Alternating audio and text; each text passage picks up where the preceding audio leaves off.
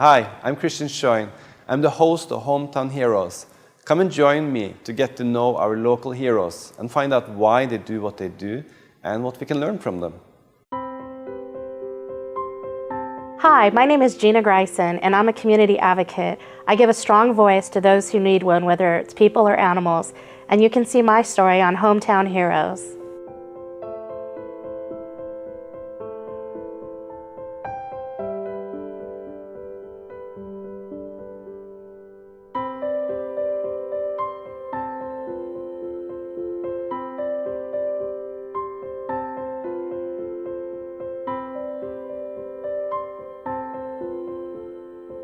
Thank you, Gina, for coming here today at the Hometown Heroes and giving us an opportunity to get to know you better. So first of all, let me ask you, are you born here in Nevada? Yes, born and raised, I'm a native.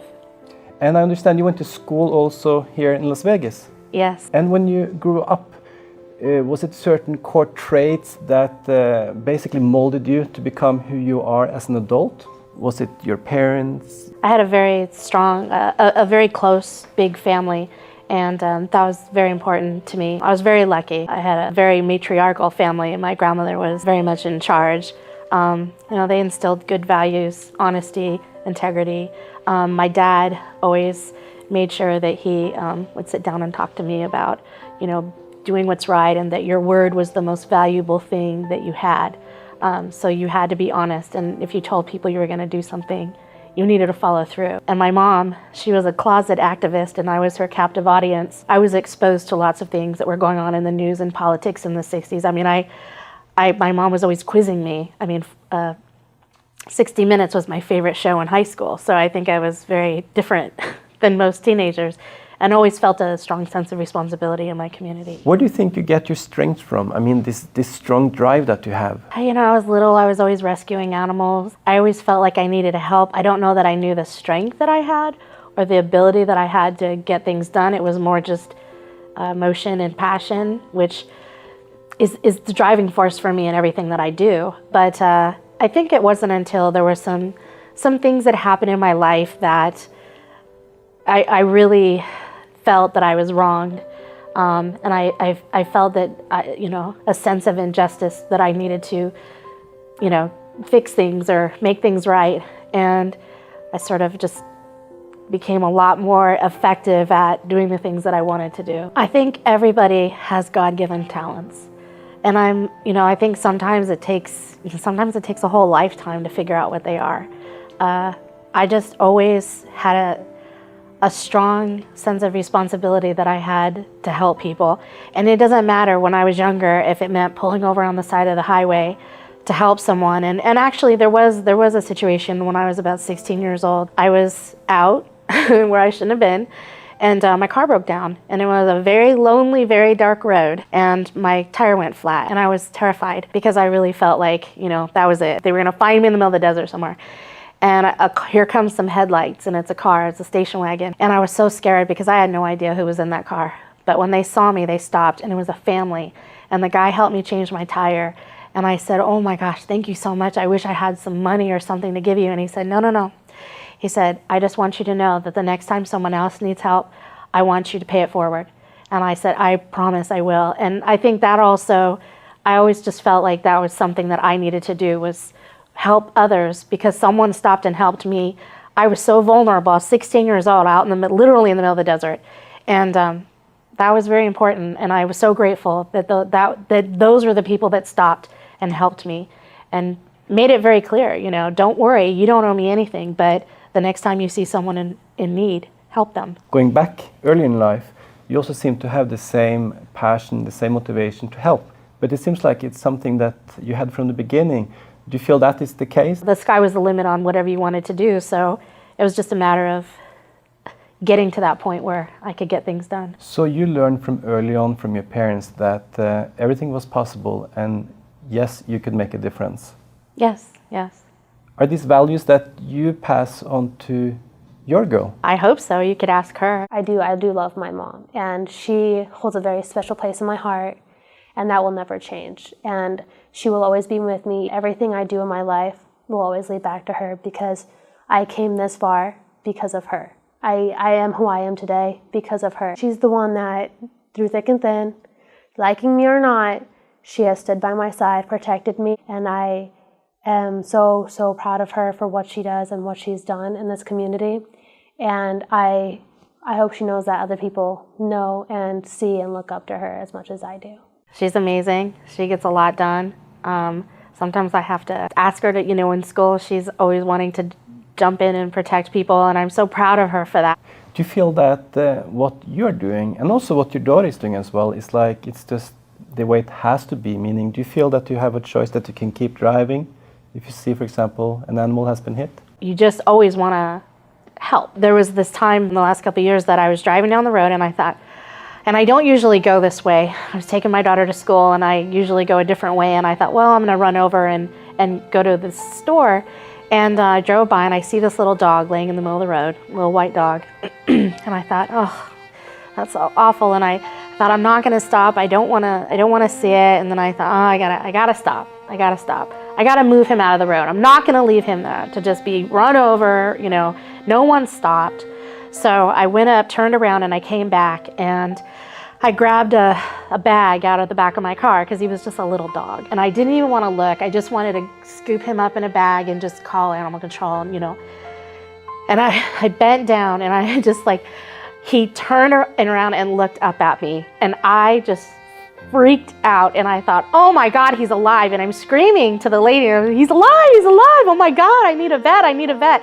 And I just scooped him up and I could feel that he was wet and I didn't even want to know why. And I had him in my arms and I ran back and I said, where's the nearest vet? Because it wasn't an area I was that familiar with. She said, just keep driving straight. And I jumped in my car and I was driving with one hand and I had him in my other, and he was just looking at me with these big, big dark eyes. And I thought, oh my God, he better not die in my arms. I don't know what I'm gonna do. And I raced up to the vet. I literally almost drove through the front doors of this vet office. I pulled my car up to the front. I threw the door open. I ran in there and I was like, this dog has been hit by a car. And he had a tag on. So we raced him in the back and they tried to call the number on the tag and they couldn't reach it. So I ran back there and I said, could I be with him? Because in case you can't reach the owner, I don't want him to be alone. And so I went in there and I was able to get the number and I called the guy and I said, do you have a little dog named Dino? And he said, yes. And I said, he's been hit by a car. You need to get it to this vet office quick. And he said, no. My dog's at home.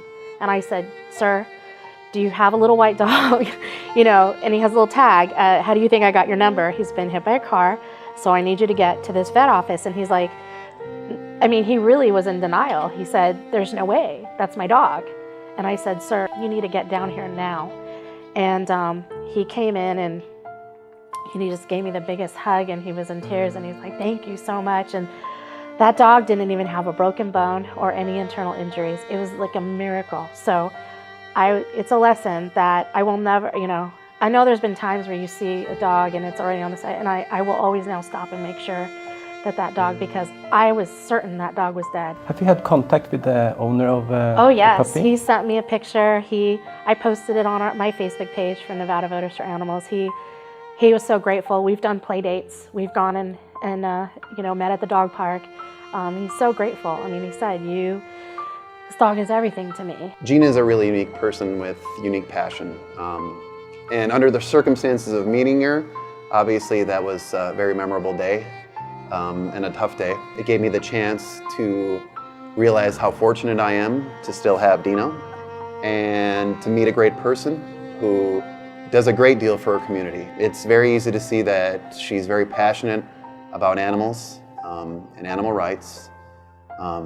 She is a very outspoken person, which in life, having courage is all you can really have to speak your convictions, and she does so very well. So, I'm forever grateful to what she's not only done for me, but obviously all the other animals and all the other people that she's helped in her life.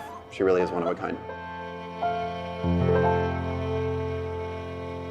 Patterns in terms of your life as well, it's the great responsibility that you take, meaning for both people and animals. Is that something you can turn off? This is the way that I was brought up, to be honest and to do the right thing. The strength and the courage, it comes from, you believe, doing the right thing. Is that where it comes from? It's a choice.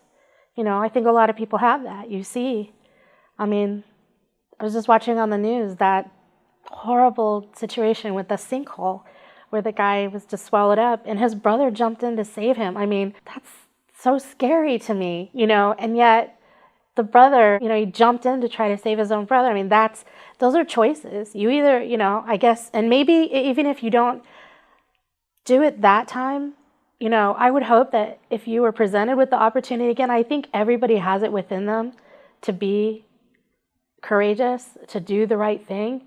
You always hope that. I mean, it's free will. I just believe that that's what I'm supposed to do. In regards to Cooney law that was introduced, which was a result of your effort, something you worked on for several years, can you please share more about what that law, how that makes a difference in terms of the lives of animals and people? Cooney's law makes animal cruelty a first-time felony in Nevada.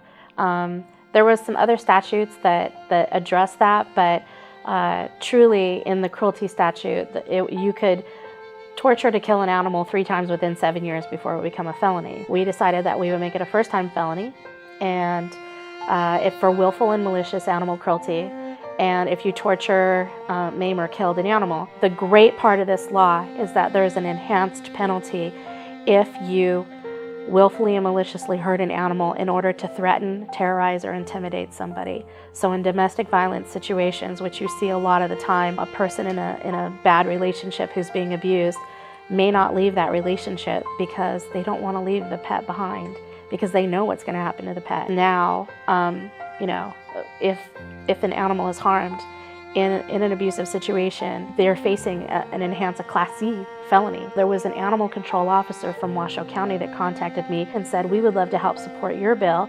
And she told me the story of Cooney, which was a rescue dog from Reno that was mutilated by her owner with a box cutter. I mean, he gutted her with a box cutter in a motel room, in a bathtub, and then took her body back to the rescue agency, almost like he was proud of what he had done. And the cops were called, and they didn't even arrest him because it was only a misdemeanor. They didn't even arrest him. And only because of the tenacity and the determination of that animal control officer was he even charged with a misdemeanor. And that was just so horrific that dog died such a terrible death. So we decided to dub the law Cooney's Law. I authored the bill, but I had so much help. I mean, Dr. Karen Lane with the Las Vegas Valley Humane Society provided amazing testimony and pictures and evidence. What did you do the day you heard the law was passed? I was with my daughter, and we were working way up in the Northwest, and I had to work that day, and I was listening over my phone, my speakerphone, driving in the car, working to the hearing, waiting for the vote to see if it was going to pass out of this the assembly committee that it was in. And we were driving down the street, and just as they were wrapping up, and going to a vote, we see a little family, a mama duck and her little baby ducks, and right across the street is the park they were trying to get to with a big pond. And it was a busy shopping center, and I threw down the phone, and we pulled in this, because they were going right across the entrance. I mean, it was the cutest thing I've ever seen. We pulled over, and my daughter jumped out, and she's trying to find them and make sure that they get across. I ended up missing the final vote on my bill. I was so excited to hear it, and when I finally got back on the phone, I said, "What happened?" And they said it passed, and I was so excited. But it was we had to help the mama duck and her babies get across the road. Again, divine intervention. We were there for a reason, to make sure that they got across safely. What kind of legacy do you want to leave behind? That I left the world a little bit better than when I came into it. On behalf of everyone, you're such a great role model. Thank you. I just wanted to say thank you again, Gina, for saving Dino's life. We're forever grateful to you. We love you very much. And obviously, you're always in our hearts. Thank you. Thank you.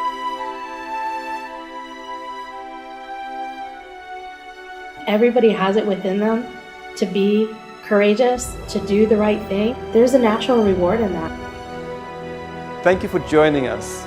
If you are a local hero or you know someone who is, please contact us. See you next week.